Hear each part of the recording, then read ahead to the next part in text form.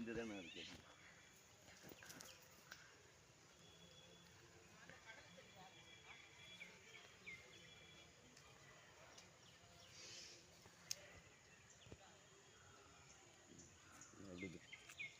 மயிலடு எடுத்துட்டேன்.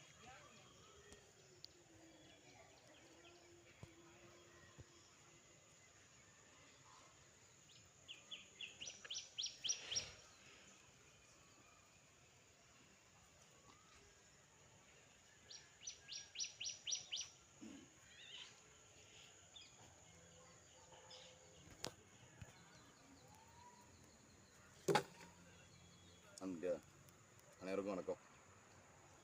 நீங்கள் எதை பற்றி பேச போகிறோன்னா, இப்போ சுற்றி பார்த்தீங்களா இந்த வியூ, இந்த இயற்கையான வியூ இன்னும் கொஞ்சம் வருஷத்துக்கு கண்டிப்பாக இருக்க போகிறது கிடையாது. நெக்ஸ்ட் ஜென்ரேஷன் இதை பார்க்க போகிறது கிடையாது.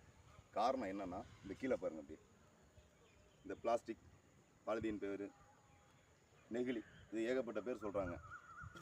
ஒரு காலத்தில் இன்றைக்கி ஜாமானம் வாங்க போனோம் அப்படின்னா பண ஓலையில் செய்யப்பட்ட பைகளை தூக்கிட்டு சென்று வாங்கிட்டு வந்தாங்க.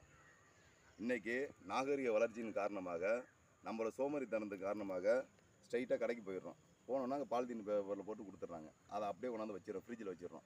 ஸோ அதனால் என்ன ஆகுதுன்னா, அதில் கேட்கப்பட்ட கெமிக்கல் எல்லாமே சேர்ந்து காய்கறிகளையோ இல்லை மற்ற பல வகைகளையோ அது பாதிக்கப்படுதுன்னு சொல்கிறாங்க. டீ கொண்டு அதில் தான் வாங்கி குடிக்கிறாங்க.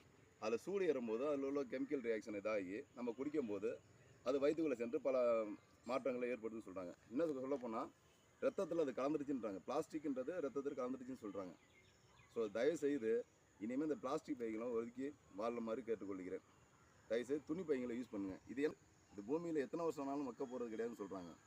மக்கும் பொருளை வாங்கி யூஸ் பண்ணுங்கள். அடுத்த ஜென்ரேஷன் கண்டிப்பாக நல்லா இருக்குன்னு ஆசைப்பட்டீங்கன்னா தயவுசெய்து பிளாஸ்டிக் யூஸ் பண்ணுறதை தயவுசெய்து விட்டுருங்க. குறைஞ்சபட்சம் ஒரு ஆள் ஒரு வீட்டுக்குனாலும் ஒரு செடி வருங்க, ஒரு மரத்தை வளர்க்க கற்றுங்க. அப்போ தான் இயற்கை சூழ்நிலை நம்மளை கண்டிப்பாக பாதுகாக்க முடியும். மழை பெய்யும், நாடு சிறப்பாகும், எல்லாமே நல்லபடியாக. வணக்கம்.